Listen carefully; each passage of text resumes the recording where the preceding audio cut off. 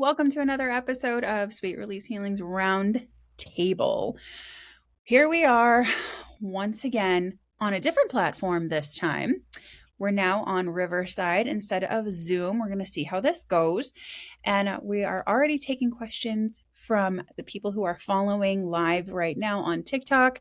And we have some great topics for tonight. We have past lives and signs across lifetimes, familiars, soulmate connections, which I really am going to piss off a lot of people with this one. So I'm going to be prepared for the unfollows now. And metamorphosis of the self and how multifaceted of a connection it is. I can spell is. So, hi everybody. Happy Tuesday. How are we? Exhausted. Today has been rough. Is it really only Tuesday? Right? Mm-hmm. It's been the most five day for me. That's the only way I can explain it. Just a lot moving. Yeah, this is a lot for a Tuesday. Like my Monday started out pretty well.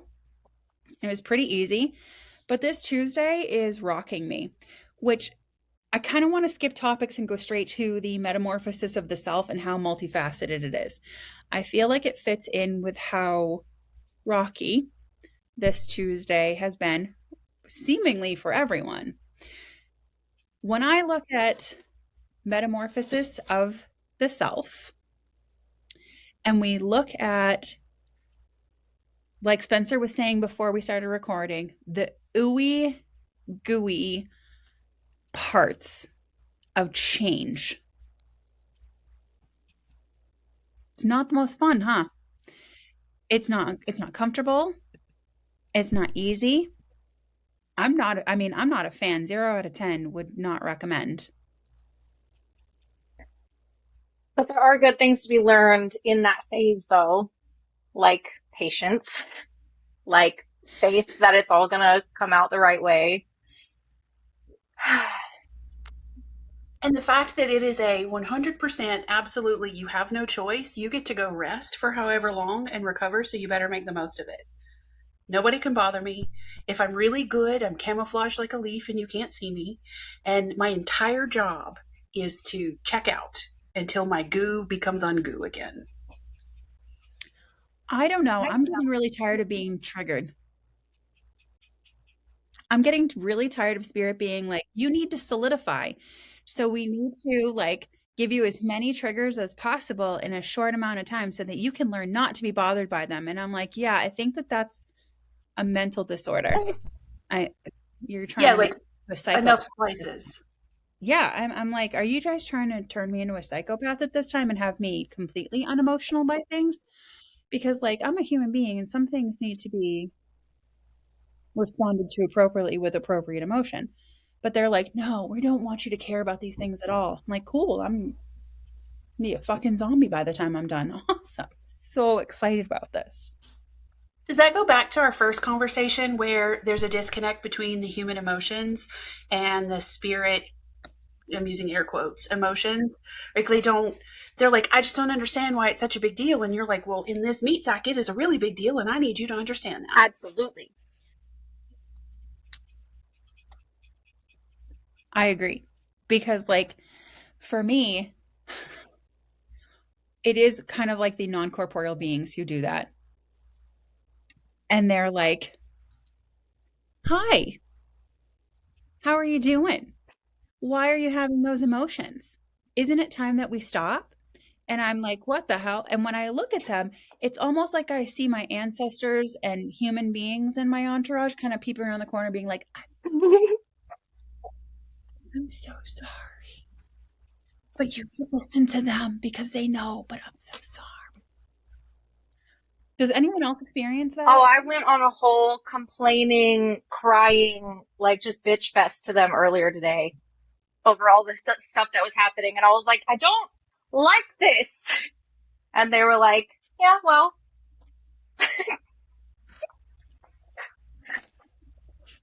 You don't have to like it. And you're like, yeah, well. But let's talk about like how multifaceted, how many different pieces there are to the metamorphosis of self. And not to like bury the lead here and not too many spoilers. But does it seem to anyone else that like we never emerge from the cocoon? Yeah. No, it definitely So feels like Nicole, things just keep going. Like, where is the butterfly moment? I'm ready for it. I've had like 5 minutes of butterfly moment where I'm like, yes, this is it. And then my ego's like, but be afraid. Just and I'm like, shit, I'm a caterpillar again. Fuck. His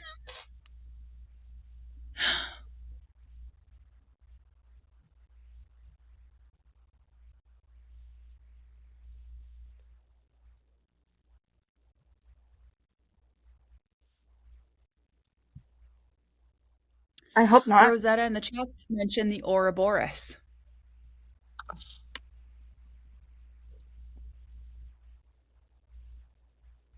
yeah, no. Fuck that. I'm tired. Same, Jenny. I was telling Tiffany yesterday, it feels like this round, this lifetime is just a succession of threshold moments. I don't get to go into the next room before I don't get to straddle the threshold. I don't get to be in both places. Sometimes I get that, but it's that step into the next. It's that constant, my foot is in the air and it doesn't get to land before it's time to like threshold through the next one. Pooped. For real. Mm-hmm. Yeah. And Laura asked in the chat, what is your perception of the butterfly? That's a beautiful question. Is it more down to our perception than an actual place we land? Would the metamorphosis, I can speak, I can human today, of self? Well, okay. Because now that I like stopped my complaining for a minute and thought about it, it does. Like the marker just moves. The marker continuously moves. So what I thought would have been my butterfly 5 years ago is completely different than what I'm imagining it as now. It all shifts with as my mind shifts and as my life shifts. That moment that I'm waiting to happen, it continuously changes. Yeah, I feel like the marker keeps being moved down the track for me. It's like I hit it and they're like, see how good that was to like notice this, have awareness of It's a this, and then they're checkpoint. like, now we're gonna take it and we're gonna move it It's a here. And then I feel checkpoint. like I'm in Yeah. the cocoon all over It again. reminds me of one of those video games where you get to the like halfway point and you get the flag with the checkpoint. And then they're like, okay, if you die now, you just reset right back to this spot.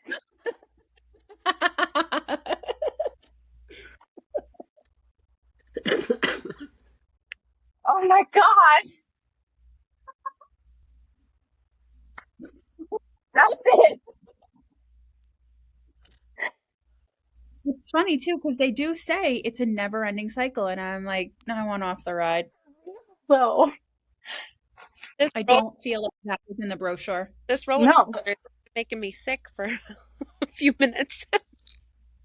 Yeah. Yeah.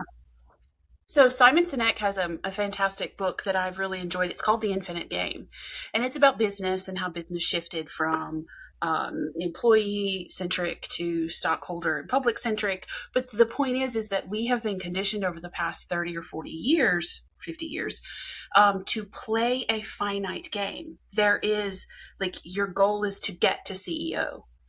It's not the experience in between the two. And it took me 4 months to read it because I was so frustrated with everything that he said, because I was like, this is the way it should work.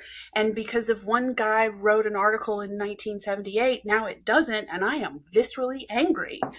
And it's taken a lot of that perspective shift to realize that we are living in a infinite game, playing a finite match, and it doesn't work. Michelle asked in the chat, does reincarnation play a part with the metamorphosis? Yes. Yeah. 100%. because you're not picking up where you left off, but you still have all of those experiences with you in the next live, and then the next, and then the next. From my perspective, I get what you're saying, Carlene, but we do begin where we left off with the last one vibrationally, but definitely not in physicality and necessarily the choices we make.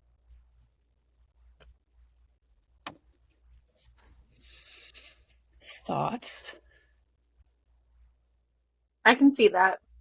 Because, like, if you, like, for example, like generational trauma type stuff, if you were in the middle of working on that one thing, I can't think of an example right now, but when you're stuck working on the one thing, say you either just stop or you get stuck, you can't progress or whatever, and then life ends. In the next life, that would be probably one of the first things that you would be working through in some kind of fashion. We have some interesting comments in the chat. Do we build up to a butterfly lifetime? Maybe we're building the dust for the wings. What's worse is when you are young, you think you will get to the butterfly, but at 51, I'm still not.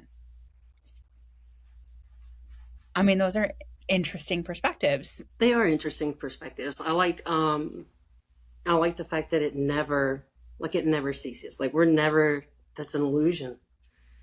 I think it's just an illusion we create so that we get to that goal, because sometimes it's really, really hard. And so we create this illusion of, well, once I get to this checkpoint, I'm going to be where I should be. And it's not always that way. Like, until we're done with this particular life, we do all that we can. And then sometimes I think, if I don't get all my shit done in this one, well, I'm carrying it to the next one, and I'm going to figure it out somehow or another and set that up. Mm-hmm.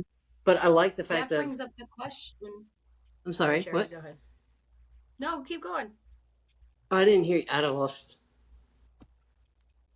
track. But just, no, don't apologize. I just lost track with it. Just, I don't think we're ever done. Like, until, no, it's a constant growing and learning thing, I think. That was going to be my question. Why does the butterfly end have to be a goal? Right. Why is an ending an actual goal? Why can't the lessons learned and the processes you take be the outcome that you should be appreciative of? Why can't it be a forever type learning thing? And I know that sounds daunting sometimes, maybe for people and for myself, because I'm like, I don't know, y'all are talking about a day. I've had a week of things that I didn't want, so it's like you get to that point where you're just like, done. But it's this sort of just, you put it back together and you just start again, because then I learned a lot. Well, and everything. Just think about how short a butterfly's lifespan actually is. Like, most of their life is the egg and the caterpillar growing and growing and growing. And then their actual time being a butterfly is not very long. Yeah. So it'd be like the checkpoint, like Carlene was saying. It's like, it's just a checkpoint. I got a yellow color the last time. Next time I'll be blue. The next time I'll be red. Every step you learn, different one, maybe phasing through. Oh, but I like that so much.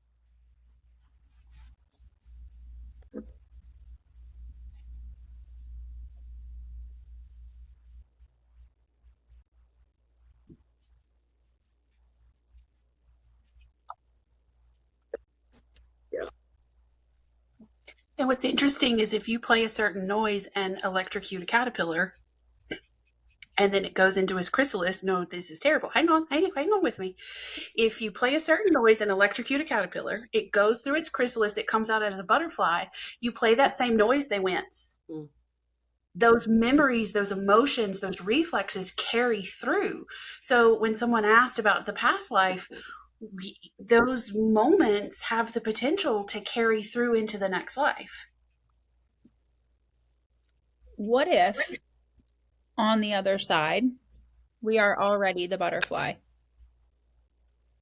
and the lives that we live are the eggs that we have scattered, and through watching our eggs develop and being connected to them, watching them go through the larvae, the chrysalis stage, and watch how they're handling each cocoon moment and each almost reaching the butterfly moment. What if watching all of our eggs through that metamorphosis of the self is the metamorphosis of the big self? Yeah. So when Jenny was talking about it like the big game, it reminded me of one of the channels that you did on a TikTok live one time where Spirit said it's like a big game and it's all about the learning time. It's all about the play time. It's not about the end goal. It's not about finishing at a certain tier or whatever. It's about the process in between. I don't mean to interrupt, and I'm not laughing at Carlene. I'm laughing at the chat. Dear Lord, why are we electrocuting caterpillars? For science, apparently. For science. Yes, I'm concerned for the butterfly larva. Same. Everybody's really worried about butterfly larva right now. How I came across that study, I have no idea. But it was one of those things that we were like, how can we give butterflies PTSD? That's what how can I spend this grant money before it expires?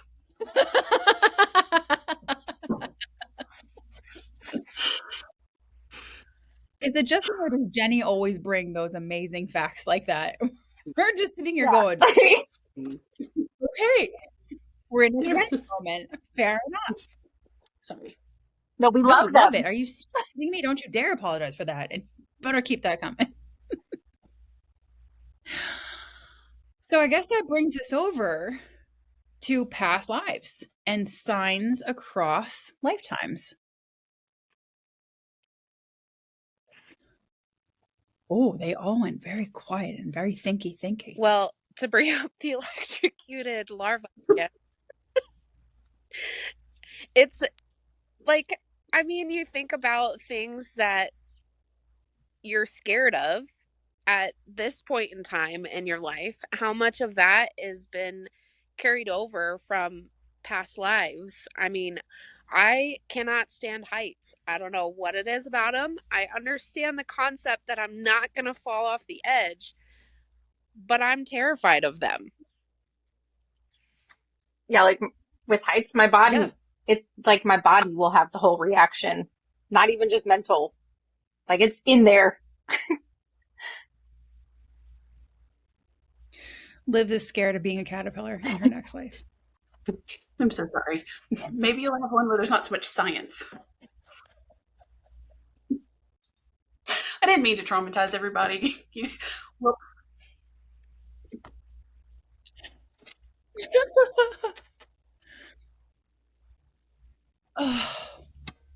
So there are certain things that I can walk up to, and that rosemary, if I could just live in it or in just a thicket of rosemary, I would, which kind of makes me wonder when I smell it, I can hear, feel, and almost taste a certain time that doesn't exist around me. And so if I sit with it long enough and I ask the right questions at the right time, I'll get snippets of what that looks like. And so I think that there are things, if the shock can carry over, then I think the good things carry over too, like those moments of just those butterfly moments, those moments of bliss and happiness, however fleeting they are. And I'll see them come up in the world around me, and I don't pay well enough attention to them a lot of times. I can tell you right now that I disregard them as insignificant. I also want to bring up a comment that was just made. I think that's why I'm afraid to be open with my gifts, like terrified. That's a misconception. Just because you're open with your gifts doesn't mean that new fears are unlocked, that new past lives are fully unlocked and you're like stuck in the trauma of them. If anything, unlocking more and more of myself inside of my spiritual connection has given me less fear, less things to be afraid of, because Spirit has said to me, that was then, this is now, and the two are oil and water. They do not compute. They're not coming back up again. Like, you've already learned that. We don't need to do that again. Like, you've already been a victim here, or you've already fallen that way, and now you know. Like, don't do that again. Don't get so close to the edge. What do you guys think about the terror of unlocking your gifts? I mean, I definitely agree. It's you just not even like looking at past lives, but looking back at just the history and not knowing which part of your past life may have been during certain times where witchcraft was so fought against, or like the Salem witch trials and all that. Just it then goes back to having that PTSD because you don't know which part of your past life is in that, and then having that fear of then trying to unlock that. But then you get to sit there and watch and say, okay, well, they still stood up for whatever it was. We've made those mistakes. We can look back and learn from them. Yeah, I think so. I agree with Jess. Like, you can look back and learn from it. I wouldn't be terrified of unlocking my gifts because of it. Because if you actually look back at your past life and you see what it was that was hindering you, and you can let that go and say, that was then, I don't have to now. I don't have to do this now. And you know that, and logically put that in place and know that was way back then. You don't have to worry about it. They're not going to do that to you again. It is okay. And you can kind of process through that. Like, I wouldn't want anyone to be afraid of opening up their gifts because of past lives. And then sometimes I think of things and I'm not sure what it is. I'm sure it's a past life thing that happened to me. Some things that I can't explain until I come across it. I think it's also, but unless I need to face that fear, I probably also I haven't dug through some of those. Right? With like your snow. gifts, when you find I don't your know gifts, why I have this thing they with too can much actually snow. help you But I process do. through that. And I'm sure it's Maybe it's a past related life to that a is past affecting life. you. You I've don't never lived know in the snow. that it is. I've never And then been in the once snow. you When I move think of going somewhere through that has that, once lots and you lots of snow, figure it I all don't know out, if I want to. use So your gifts eventually I'll to, probably have to work through that one. do all But that I stuff you wouldn't do want with anyone to the be afraid of their spiritual past lives side. because it really narrows things down. That But one of mine was just to helps stop to running. actually Just stop running. lessen Just stop. whatever impact that past life Because I've been has running made for centuries. to this life. That's what I think.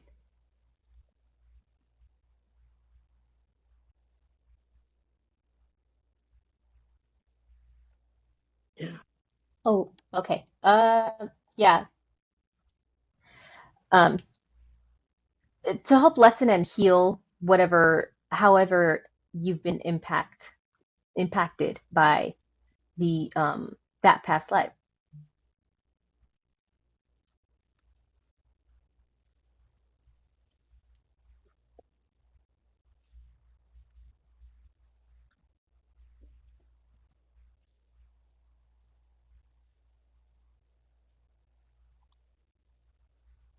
Oh. There we go. You cut out a little bit there at the end, Shirley. Less what?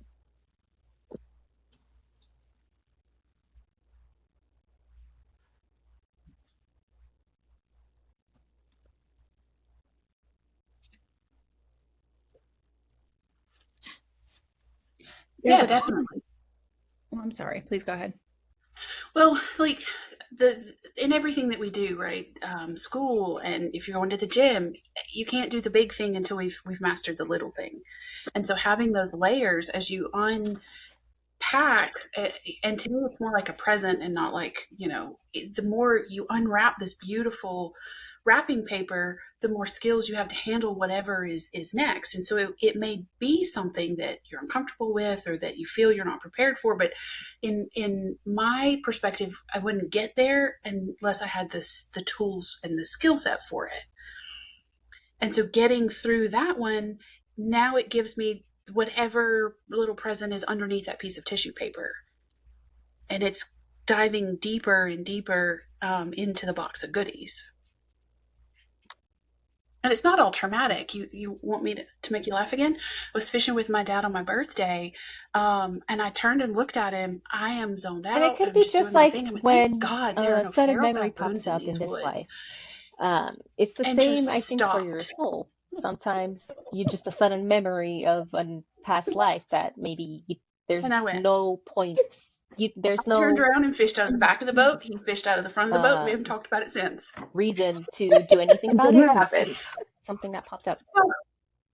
Yeah, so it can bubble up, and it's not all, it's not all dramatic. Murphy's Law means that, yeah, if it can, it will, but also if it can, it will. Sometimes there are feral baboons in the woods. I don't know what to tell you. Feral baboon country. You never know. They should put up signs though to warn people. Just in case.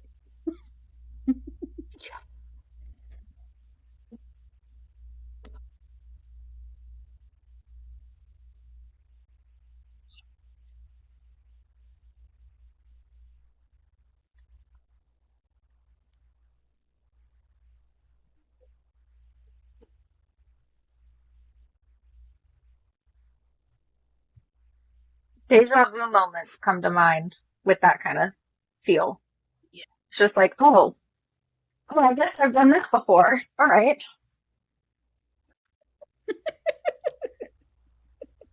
Do you know how many people in the chat are like, oh my God, Jenny is how I think. I love Jenny so much.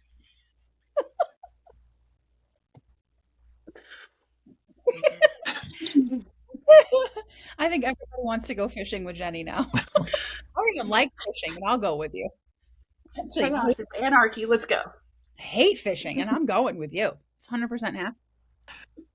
Sorry. There were 2 comments in the, oh, sorry, Spencer, go ahead. I was just going to say, I've been having tech problems, so I've been like just going through a few different things. So we're talking about past lives right now and like our experiences with them. Is that my understanding? Yeah. Well, we were talking about, so there were some questions in the chat that were coming up. And there's 2 that I'd really like to address. One who said she doesn't like feeling out of control, and this is why she doesn't tap into it. And then there was another one who said, but then you have to, every time you're born knowing, you have to construct a higher perspective from scratch every single time. Mm-mm. Agreed. I completely agree with you, Brittany. I was like, no. No, well, not in my case. So if it's not in my case, it's not a universal. It can be some people. Uh-huh. Just inherently better at handling certain things, certain situations.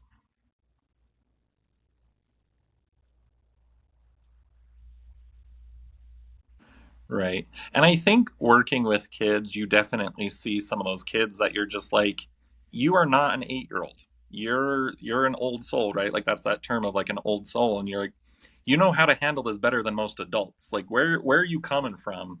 And I think that's like a good example. I feel like just looking back at my own life, like there was things that I look back now and I'm like, I was a weird kid. Like normal children did not do those things. But now that I'm like thinking about it, I'm like, now that I'm processing at a different rate, I'm like, oh, well, it was just Like the my saying, let past go lives or be trying to make dragged. sense of being a child again or trying to find my path again, right? Like, and finally it took like 33 years to get there, but we're there. And if we take a look at control, like that's a very human brain construct because I don't know about anybody else, but I have absolutely no control about anything that goes on in my life. Like it's just a friggin' squirrels at a rave and everybody's bouncing around to the music. So really that's just, the brain trying to wrap a fence around everything that's happening is control's an illusion. Yeah, and then the tighter you try to hold on and pull it this way, pull it that way, that's when it's going to explode on you. So just hands off. Yeah. Mm. Mm-hmm. And what I mean, control just seems to be like some sort of illusion. We all have choices that we can make, but how much of that is actual control? It's not. Also, these animal references are gonna send me and I'm gonna have a heart attack.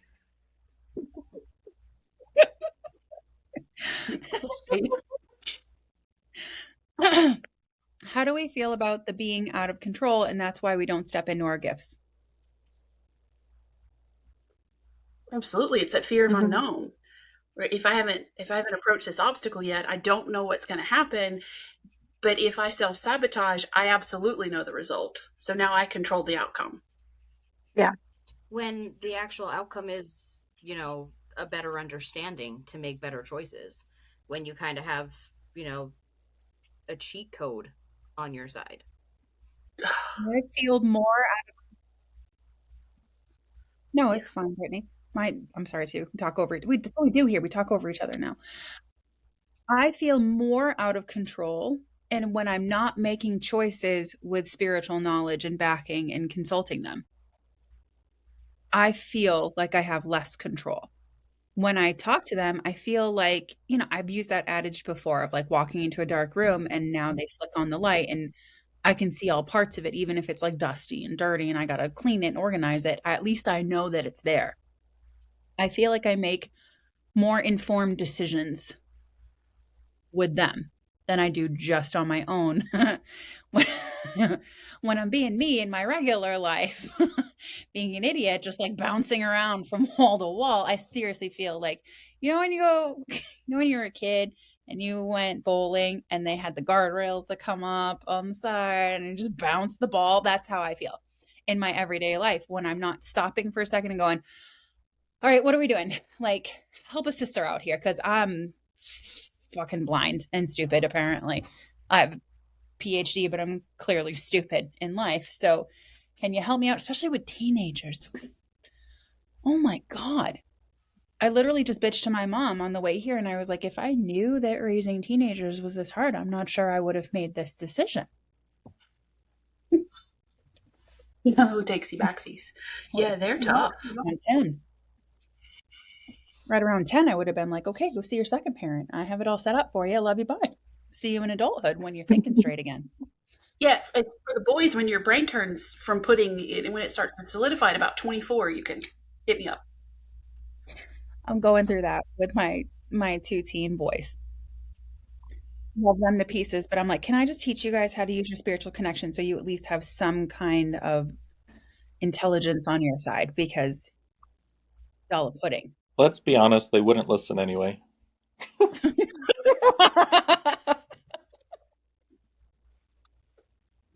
I have my gaggle. I'm like, hey guys, I need someone to keep an eye on him.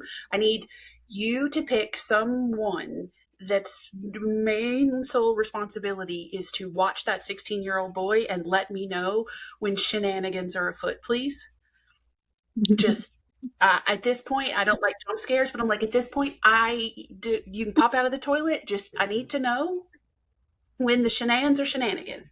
Mm-hmm. And they've been pretty good at it. And I'll text him, hey, what are you doing? And he's like, nothing. So I thought, okay, where are you? Since you guys seem to have done this already, I'm sending mine to you in about 10 years. No. Nope. No. I'm out. I mean, they did just put a bunch of stuff all over the guinea pig. I had to give the guinea pig a bath. So they're starting off young. There's so many people in the chat saying, not it. My 8 and 5-year-old are enough, so I'm good. Oh, they're so funny.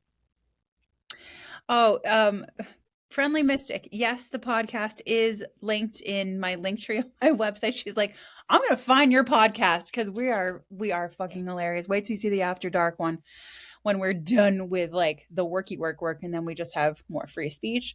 It is linked on like everything. It's on Spotify. Morgan has it everywhere almost because she's amazing. We're working on Apple because shockingly fucked up my login.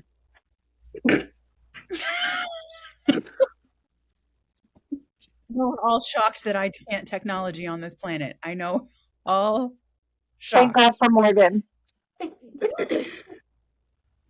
You know, Andrea, can I ask you a question about that? no. I'm going to anyway. If you were, and I know that this was part of your everyday life from an early space, so it's not like you didn't have a demarcation where it wasn't and then it Spirit? was. Yeah, spirit. I thought this was going down a technology line. I'm here for spirit. Yes, let's do it. Did you, when you were maybe in your teenage years, hormones going crazy, whatever, did you ever have periods of time where you shorted out all the electronics that you dealt with? All the time. Do you still do that now? Sometimes, yeah. But it's less than? It is. Well, since I learned how to shine my light on purpose, actually use my gifts and put that energy to work. Yeah, light bulbs are safe around me now. I really like they actually last years now, which is fantastic. I used to short them out all the time. I've Yeah. broken phones. I've broken countless watches. Yeah. I've I can't even calculators. My calculators were always stop working, and it was like my math teacher was always like, "Why is it always yours?" And I'm like, "I don't know. I put the calculations in the right way because I was in advanced math because I love math. I'm a super math and science nerd. So when it comes to understanding those things, I was like, yeah, this is great. And I'd be doing them on paper. And he'd be like, I got to change the batteries on this thing again. And I'm going to charge your parents. Like, I had the hardest time understanding why. Because the 16-year-old, he's breaking things. He cannot keep Xbox controllers and headsets. He's shorting them out like poof smoke. And bless his sweetheart. And I busted light bulbs in the beginning, and I can tell when things are going crazy. So for the past 3 days, my phone battery, I cannot keep it charged. Mm-hmm. Oh, somebody in the chat made a valid point. I even kill car electrical systems. I've done 2 car batteries like that where people took the battery out and was like, why is this thing boiling?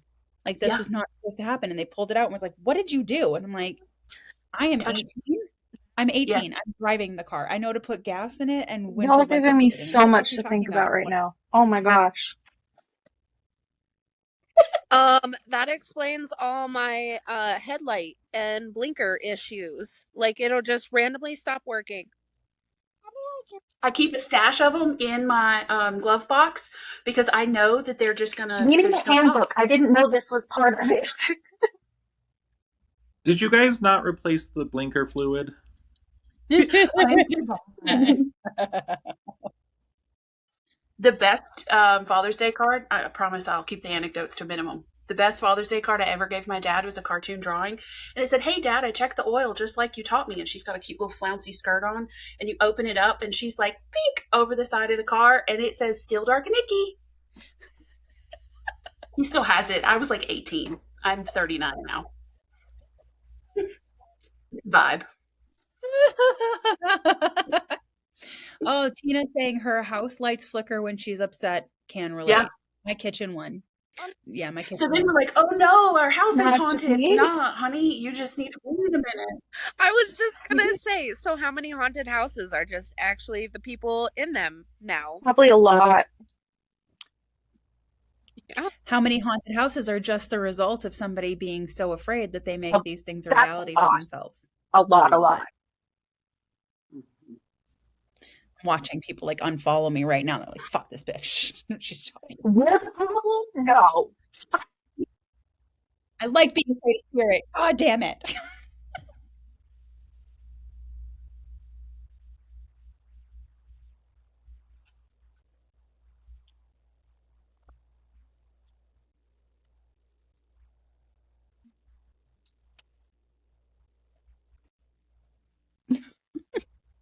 It's one of those moments where it's like, am I the bad energy?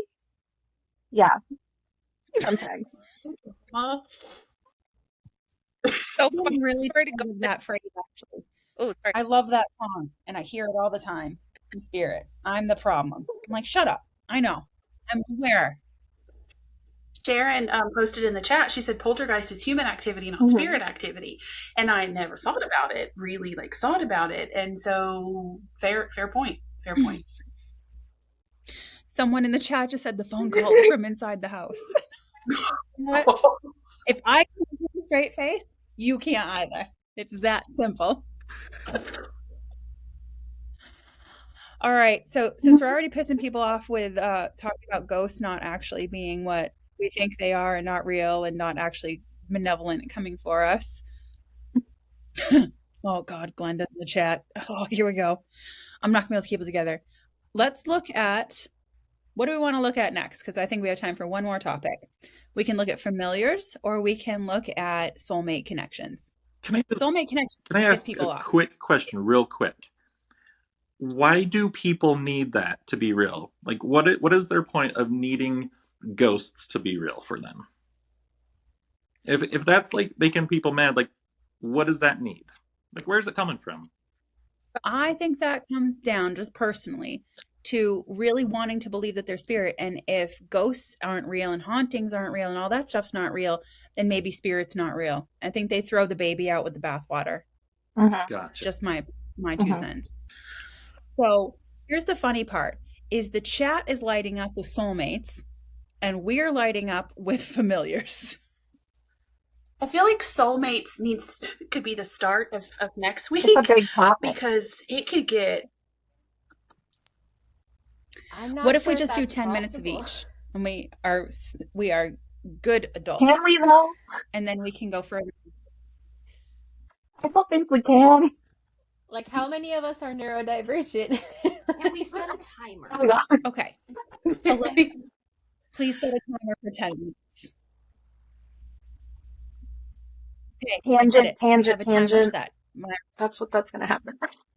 Okay, ready? We want soulmates. Let's get over it. Let's just get past soulmates. Ready?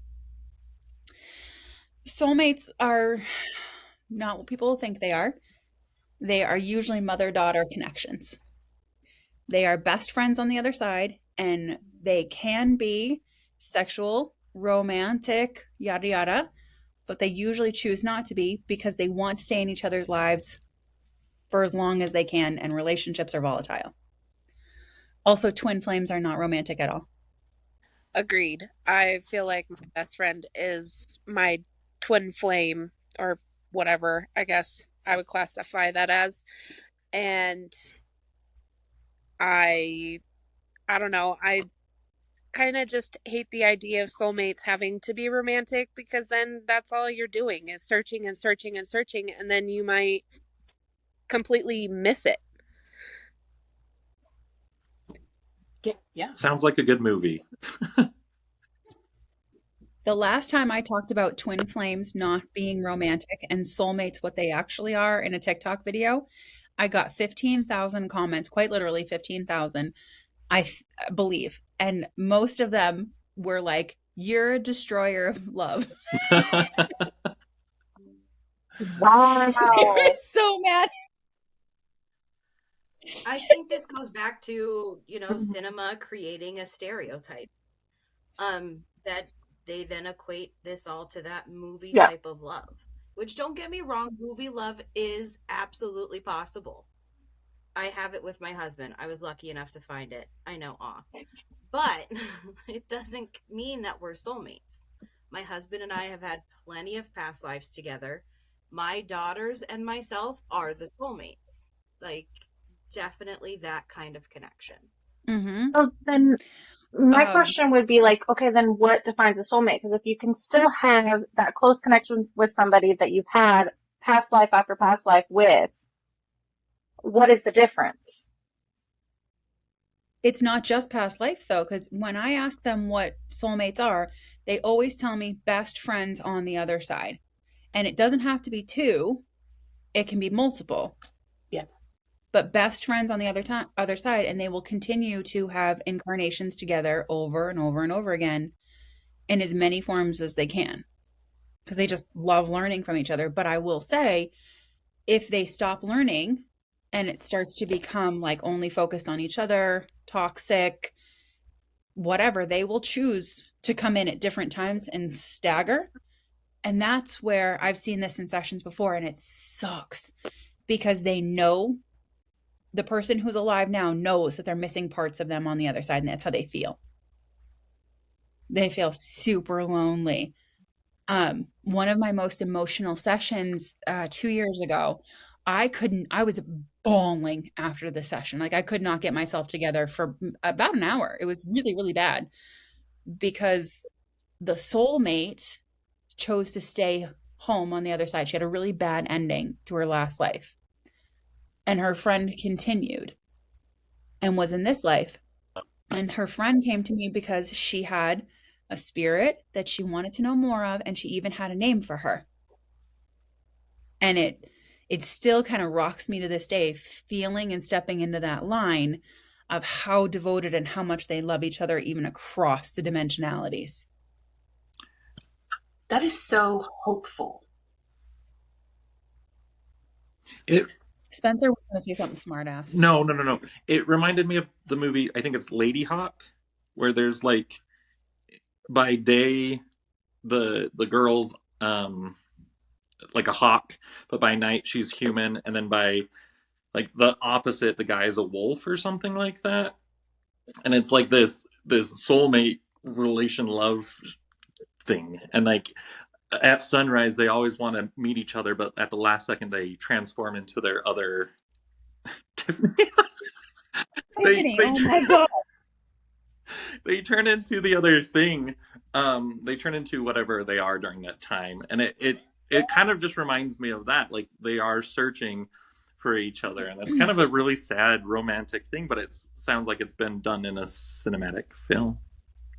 I love that, actually. I think that's really interesting. I will not be looking for that on that website, which please don't mention in the chat.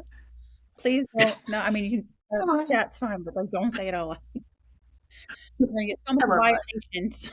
I think the whole like soulmate twin flame thing is such a just a romantic, poetic thing in my mind. Like I know it's there. I have my people that I do believe we've spent lifetimes together, and but it's kind of hard for me. I don't know, something about it I just kind of want to roll my eyes about too. Speaking of rolling eyes, are we not seeing what they're putting in the chat? Andrea Lovett, first of her name, reader of spirit, destroyer of love. Yes. I love that we're still picking for you with this I one. agree with Yay. where it's the soulmates got romanticized by like media and Hollywood, and everybody loves love, so of course it took off into this big, huge, it's its own thing. And then twin flames are just like a spin-off. Well, twin flames are, the flame is not passion. It's not romance. The flame inside is life purpose. It's two people having the exact same life purpose that when they come together, it creates the entirety of the flame, and they live the life purpose together. Like Watson and Crick discovering the DNA double helix, well, really stealing somebody else's, but they brought it to light together. Normally, like the Wright brothers, it's two people with a shared interest, and they're kind of like, watch this, we're going to find each other, and then we're going to bring this one thing to humanity with our shared flame. And when we see the twin flame, humans are like, oh, flame, passion, love, romance, sex, let's do all of this. And really, that's not what it is at all. Twin flames are never romantic, because if they were, it would never accomplish the goal. It would get too muddied, I feel like, for the goal that they would need to accomplish.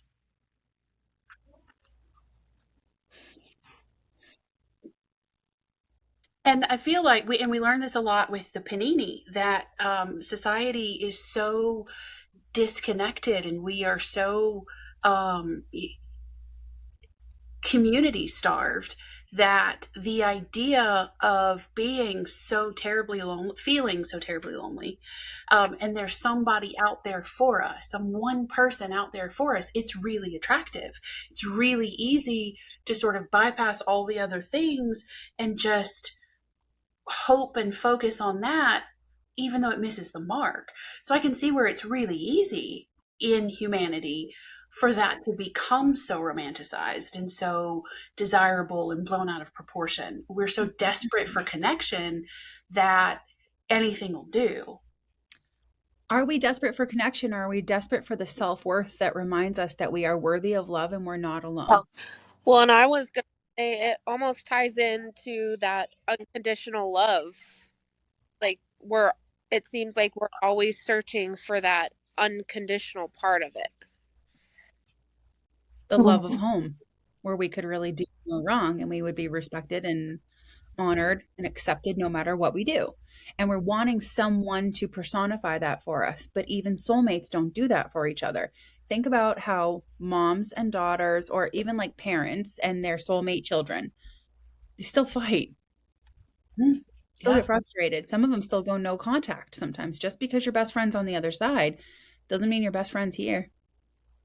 And Sharon had mentioned in the chat about the ghosts. It's pretty much, she said the same thing, that, we need them. Hollywood needs them, because if they're not real, we want our loved ones around us. We want to feel not so alone. And it's something that can sort of be preyed upon, almost, that fear of loneliness, when what we're looking for is that unconditional self-worth from here, instead of the validation from the external. And I just keep on thinking and kind of seeing a pitfall with it too, though, right? Like that can really lead to people halting their progress. Like this is what I'm waiting for. This is what I'm waiting for. Instead of finding that self-worth from inside, they're so looking for that outside thing, and it'll stop their progress from moving forward. Like I have a friend that she does say, like, love is my gift,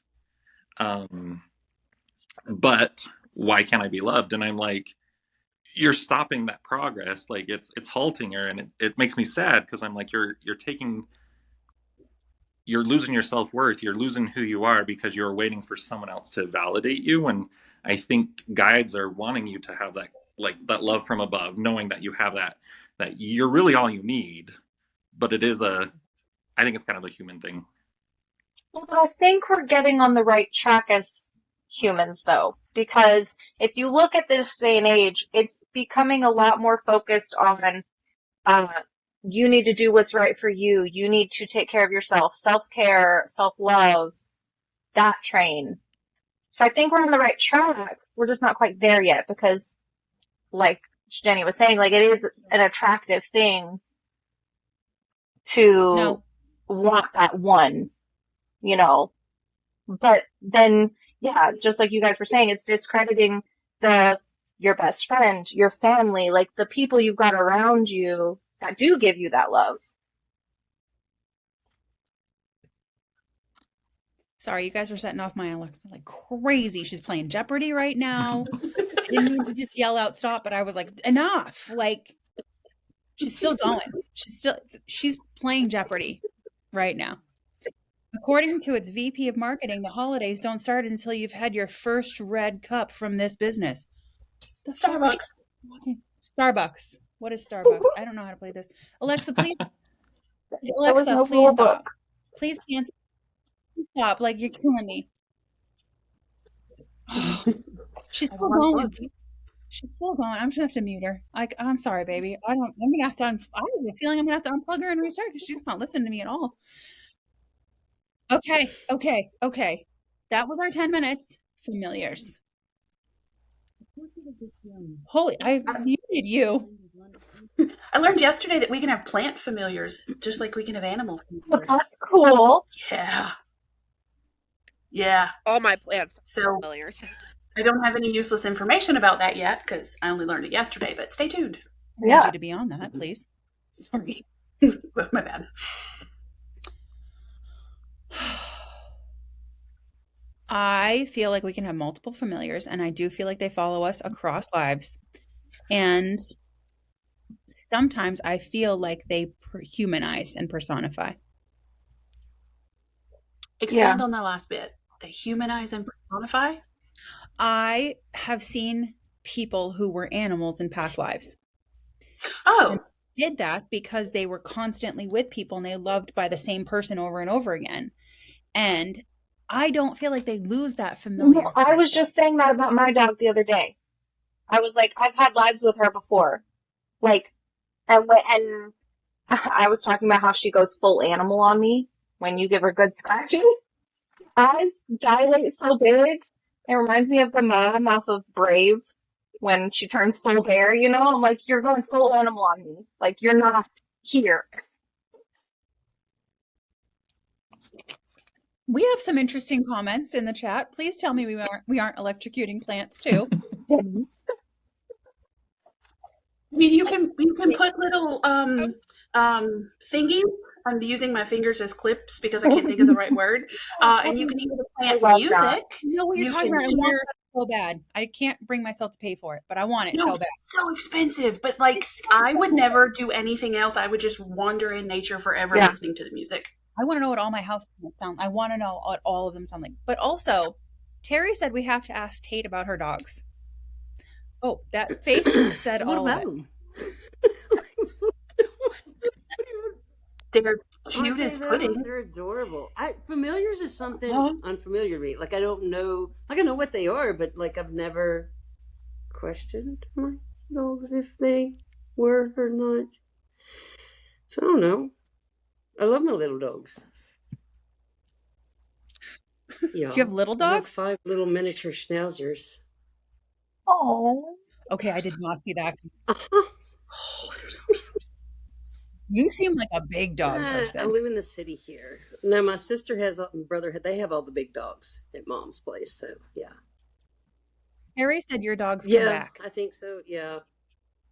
She does everything. Yeah. Jesus. Yeah. Yeah. So, like, full disclosure, I had a session with Charity's partner the other day, and I'm in love with her now, and that's all that there is to it. I love Charity already, but her partner now, I'm like, ma'am, fucking adorable. Love her to pieces. And now the fact that she tattles on Charity in alive, she gave us kisses. I love you too. Oh, I love her kisses. For fuck's sake. That's why I'm single. Nobody can do that shit to me. Just my kid. Yeah.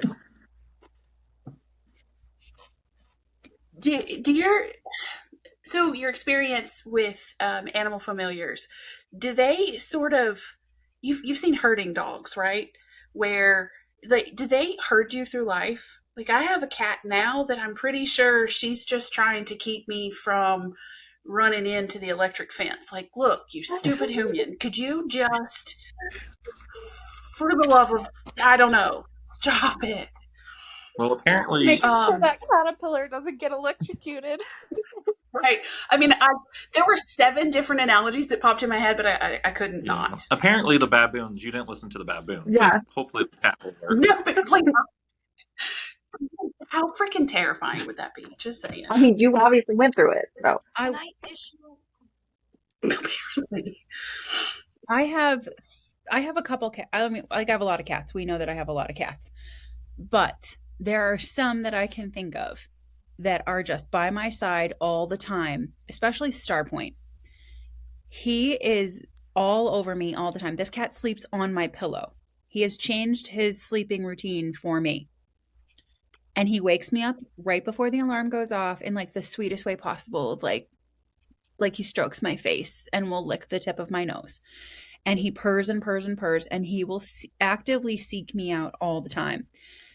But aren't familiars traditionally supposed to like serve the witch or serve the person that they're following? Because I'd really like to know how this cat feels like he's serving me by waking me up before the fucking alarm goes off. I feel like they. Mine will. Oh. I feel like they are here. I mean, yeah, some, I guess, could help you with your practice in a way, but I feel like overall familiars are just here to help you get through tough times, do things you need to do for your life purpose. Because me, without this dog, I don't know how the hell I would have made it through the last 2 years, you know?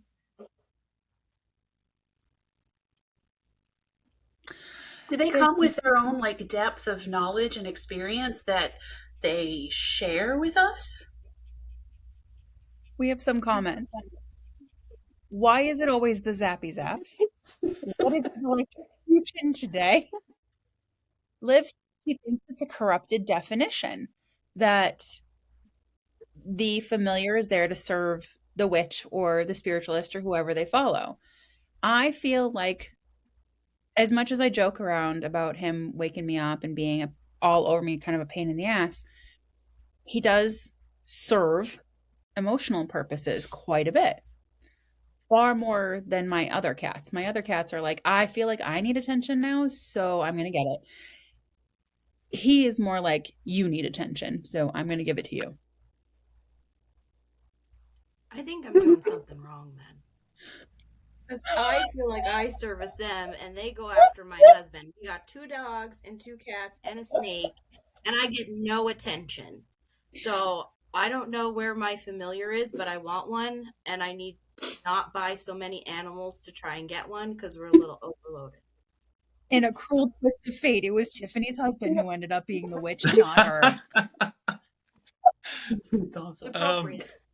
I Just don't I just had a thought pop into my head, and it was animals are there to help us understand real love, right? Like how many of us really love those animals, and then they love you back too. Sorry, Tiffany, some of yours don't, but how many of us like really do love those pets? And like when we lose those pets, the devastation we feel. Mm-hmm. Right? And like those pets, like I'm like thinking back about mine, the pets we've had, and like I had a brother that had this cat. Her name was Slava, and she lived 18 years, and she was going really downhill, really fast. But my brother was in Afghanistan, and he was serving in the military, and he had come home for 1 week, and then he had to go back somewhere else. But in that 1 week, he came home, saw the cat jumped on his lap, and then within just a couple of days passed, right? And like this was his cat from a young age, and how that just like destroyed him, but in like in the best way possible, right? And like that strength from him, or from like the cat, and like the love that he learned from that cat, and from both ways though.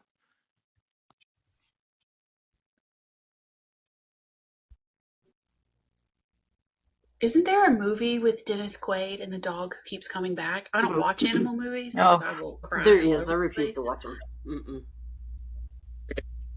I can't do it. But I love the idea of the dog, of our animals, of our familiars finding us over and over because they have the opportunity to over and over again. And it's makes me want to cry right now.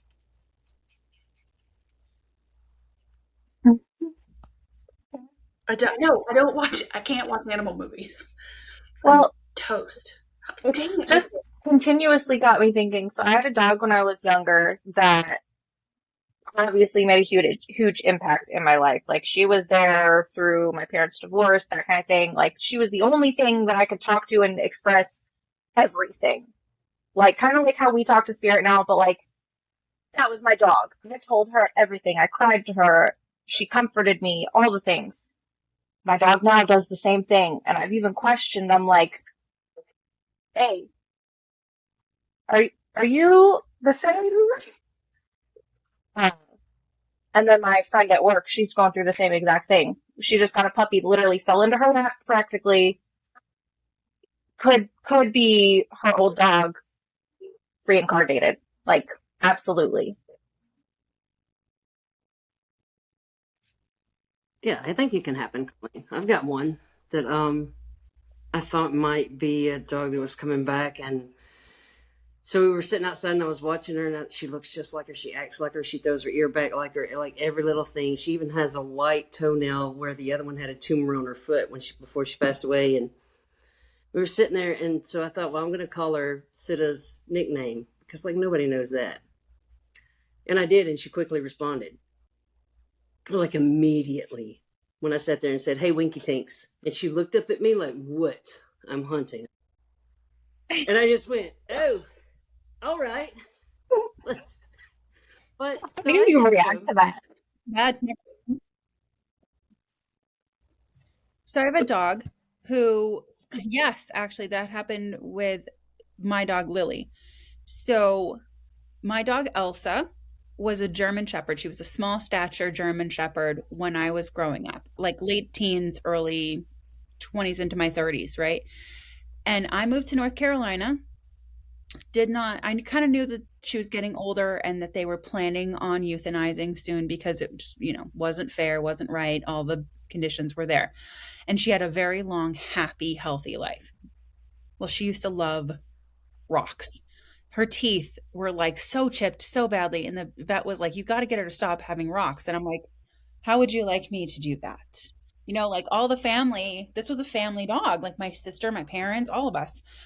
Well, she passed when I was in my early 30s. And I knew the second she passed because I felt her walk in the room, put the pressure on my lap like she used to, just putting her head on my lap.